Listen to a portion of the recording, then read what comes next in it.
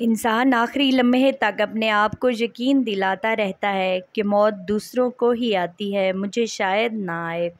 ہم ضرورت پڑنے پر ضرورت مند بن جاتے ہیں اور ضرورت ختم ہونے پر غیرت مند، مگر احسان مند کبھی نہیں بنتے۔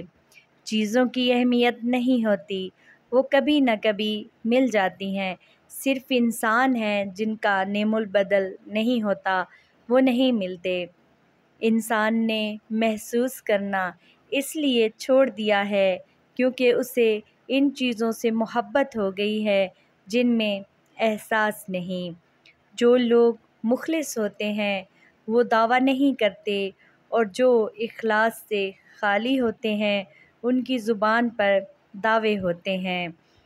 جو شخص لوگوں سے کنارہ کشی کرتا ہے تو اس سے مل، اور جو شخص لوگوں سے ملنے کا عادی ہو اس سے کنارہ کشی کر۔ انسان بھی کیا عجیب مخلوق ہے، جیتا ایسے ہے جیسے کبھی مرے گا نہیں، اور مرتا ایسے ہے جیسے کبھی جیا ہی نہیں۔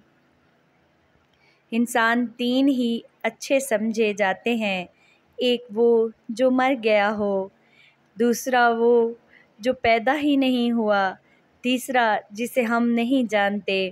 زندگی کا ایک مقصد بنا لیجئے، پھر ساری قوت اس کے حصول پر صرف کر دیں، آپ یقیناً کامیاب ہو جائیں گے۔ اگر تم نے ہر حال میں خوش رہنے کا فن سیکھ لیا ہے تو یقیناً زندگی کا سب سے بڑا فن سیکھ لیا ہے۔ زندگی میں کامیابی کے واسطے پہلی ضروری شرط یہ ہے کہ ہم حیوانات کی طرح حلیم، صابر اور محنت کش ہوں۔ انسان کی زندگی اتنی کم ہے کہ وہ محبت کا حق بھی ادا نہیں کر سکتا۔ جانے لوگ نفرت کے لیے وقت کہاں سے نکال لیتے ہیں۔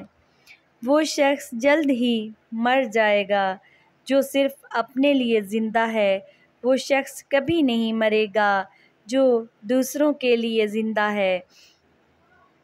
انسان کی فطرت عجیب ہے، اسے ہمیشہ دور کی چیز لبھاتی ہے۔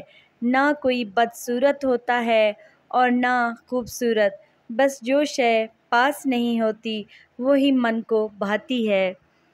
اگر زندگی کے راستے میں کانٹے ہوں، بو جاؤ گے تو تمہاری اپنی آنے والی نسلیں اس راستے پر لہو لہان ہو جائیں گی۔